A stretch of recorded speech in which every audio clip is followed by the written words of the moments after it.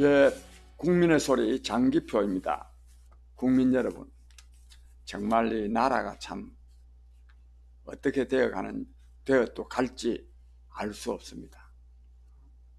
누가 이런 말을 쓰기가 좀 외람됩니다만, 개판 5분 전이라 그러니까 5분 전이 아니고 누가 개판이라 그럽니다. 지금이 바로 개판이라 그럽니다. 정말 이 나라가 정말 엉망진창입니다. 그 엉망진창으로 만드는 장본인이 바로 문재인 대통령입니다. 국민 여러분이 보도를 통해서 아시겠지만 어제 말고 그제 문재인 대통령은 현재 지금 이 조국 법무부 장관을 수사하고 있는 검찰에 대해서 이 국민의 검찰개혁에 대한 요구를 굉장히 받아들여야 된다.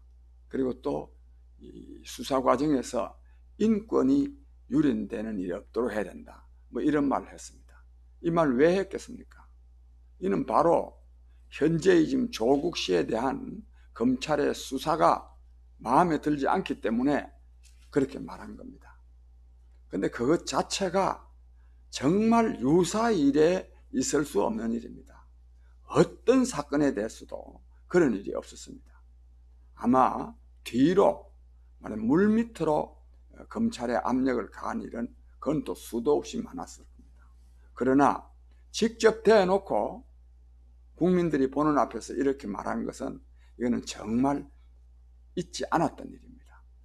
이것은 국민 여러분, 이것은 검찰에 대한 압박의 의미가 아니라 문재인 대통령을 지지하는 세력, 이걸 요즘은 대깨문이라고 한답니다. 대가리가 깨져도 문재인, 물론 저는 지금은 이 대깨문이 많이 없어졌다고 생각합니다. 이 말이 나온 것은 지난 대통령 선거 때 문재인 후보를 끝까지 지지하도록 만들어낸 그런 이 선동 슬로건이었다고 생각합니다. 근데 어쨌든 지금도 대깨문이 많이 있습니다. 즉, 이 대깨문들을 선동해가지고 검찰을 협박하기 위해서 이런 말을 했습니다. 이거는 정말 나쁜 짓입니다. 검찰에 직접 압박을 가하는 것보다도 국민들을 선동해서 검찰을 협박하도록 하는 것, 이것은 검찰의 수사방해의 문제가 아니라 국민을 두 쪽으로 갈라놓는다는 점에서, 즉 국민을 분열시켜서 대립시킨다는 점에서 이것은 정말 대통령이 해서는 안 될 일입니다. 이는 진짜 나쁜 일입니다. 더욱이 내가 문재인 대통령은 정말 누가 숨소리 빼고는 다 거짓말을 하라 그랬더니 입만 벌리면 거짓말을 하기 때문에 이 문재인 대통령, 특히 조국 씨, 이 사람들의 이 거짓말에 대해서는 일일이 다 그걸 언급하고 싶은 생각조차 없습니다. 문재인 대통령은 취임사에서 뭐라고 말했나 하면, 나를 반대한, 즉 나를 지지하지 않은 국민 한 분도 나의 국민이요 우리의 국민이다. 그래서 그날이 2017년 5월 10일이거든요. 2017년 5월 10일은 국민 통합이 시작되는 날이라고 말했습니다. 저는 그때 그 말 할 때도 믿지는 않았지만, 이렇게 말해놓고 정말 이 국민을 분열시키는 것, 이것은요 모든 실정 가운데 가장 나쁜 실정입니다. 그리고 이 최종 피해자는 문재인 대통령 자신이 됩니다. 왜? 국민이 분열하면 국정이 제대로 수행될 수가 없습니다. 국정이 수행이 제대로 안 되면 물론 직접적으로는 국민이 피해를 보지만 그 최종적인 피해자는 대통령이 되는 것입니다. 이 문재인 대통령은 이걸 모릅니다. 이걸 알면 이런 짓을 하지 않죠. 그런데 지난 금요일입니다. 지난 금요일 날 국민을, 자기 지지 세력들을 검찰을 협박하는데 동원하는 발언을 해놓고, 어제는 이제 무슨 발언을 했느냐, 이런 발언을 했습니다. 검찰은 검찰개혁을 요구하는 국민의 뜻을 알고 제대로 하라. 이래가지고요 검찰개혁에 대한 계획서를 제출하라고 윤석열 검찰총장에게 지시했답니다. 윤 총장이 있지도 아니한데, 국민 여러분, 이처럼 정말 노골적으로 이 권력형 비리에 대한 수사를 하는, 이 검찰을 압박하는 일은 이거는 유사일에 있었던 일이 아닙니다. 근데 이것은 헌정을 유린하는 일이고, 이거는 국민을 무시하는 일이고, 또 국민에게 도전하는 일입니다. 왜 이 헌정을 유린하는 일이냐면, 헌법상요, 이 수사권은 아주 독립되어 있습니다. 검찰에 있습니다. 이 수사권이 독립되어 있는 검찰을 수사를 제대로 하지 못하도록 하는 것, 이거는 헌법 질서를 파괴하는 일입니다. 국민 여러분, 대통령이 헌법 질서를 파괴할 때는 국민은 저항권을 발동해서 헌법 질서를 파괴하는 대통령을 쫓아내야 됩니다. 이것이 헌법에 보장되어 있는 국민 저항권입니다. 국민 저항권. 대통령이 헌법과 법률에 위배되는 행위를 할 때는 탄핵을 통해서 이걸 파면하는 방법도 있지만, 국민이 직접적으로 대통령을 물러나게 할 수도 있습니다. 이것이 헌법에 보장된 국민 저항권입니다. 그리고 또 하나요, 대통령이, 즉 국민이 뽑은 대통령이, 이걸 공복이라 그럽니다. 공복은 공적인, 말하자면 복자는 종복자입니다. 요즘 종하는 건 좀 어폐가 있지만, 하여튼 국민이 권력을 위임한 사람입니다. 대통령이 주인이 아닙니다. 국민이 주인입니다. 그런데요, 이 국민을 무시하고, 국민을 협박하고, 국민을 분열시키고, 그리고 국민에게 도전하는 이 대통령은 국민이 이걸 용납하지 않습니다. 지금 그렇잖아도 어떤 이 고위공직자가 국민을 상대로 해가지고 개돼지와 같다 이렇게 말한 일이 상당히 아마 한 2, 3년 전에 있지 않았는가 싶습니다. 근데 이 말이 지금요, 요즘 굉장히 유행하고 있습니다. 국민 여러분, 국민을 무시하고 국민에게 도전하는 대통령을 그대로 두면 국민이 바로 괴돼지 취급을 받을 수밖에 없습니다. 우리 국민이 대통령으로부터 괴돼지 취급을 받지 않기 위해서도 국민을 무시하고 국민에게 도전하는 대통령은 국민의 힘으로 쫓아내야 됩니다. 그리고 이것은 단순히 이 국민을 무시하고 도전하는 정말 이 파렴치의 극치, 불법 비리의 극치인 조국 씨 같은 사람을 임명해 놓고 그 수사하는 것을 방해하는 이런 대통령, 정말 이거는 참 후한무치의 극치입니다. 그런데 국민 여러분, 우리가 문재인 대통령을 반대하는 것은 조국 씨를 비호하고 조국 씨를 수사하는 검찰을 협박하고 또 국민을 분열시키는 이것 때문이 아닙니다. 진짜 문재인 대통령을 우리가 물러나야 된다고 주장하고 요구하는 것은 국정을 총체적으로 파탄내고 있기 때문입니다. 국민 여러분, 요즘 지금 경제가 어떻습니까? 경제가. 저는 그제 지난 일요일 날 포항에 갔다 왔는데, 포항 포스코도 있고 그래서 좀 경기가 좀 나을 줄 알았는데, 포스코나 포스코도 좀 완전히 반으로 찌그러졌습니다. 말이 아닙니다, 지금 경제가. 저는 며칠 전에 또 인천 갔는데, 인천, 그 다음에 구미, 창원, 덜 먹일 필요가 없습니다. 지금요, 저는 이 고향이 김해인데, 얼마 전에 이제 김해에 갔더니, 그 김해가 요즘 난개발이 돼가지고, 공장이 도처에 들어서 있습니다. 한 반 정도는요, 다 문 닫았습니다. 특히, 탈원전 정책 때문에 두산중공업 자체가 조업을 반으로 줄였습니다.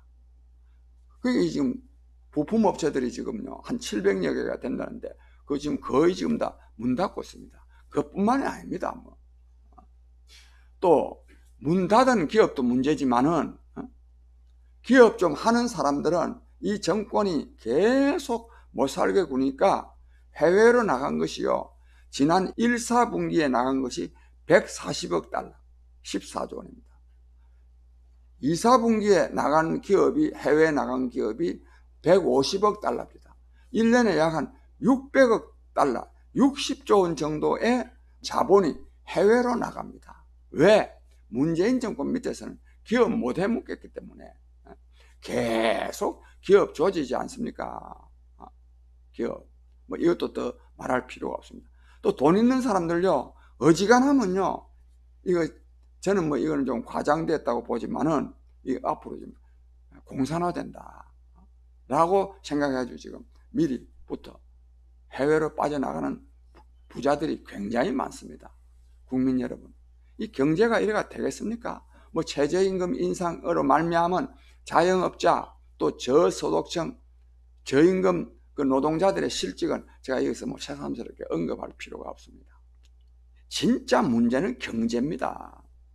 경제가 지금 엉망입니다. 지금 오늘 엉망인 것도 문제지만은 앞으로요 나아질 조짐이 없어서 불안한 것이 더 큰 문제입니다.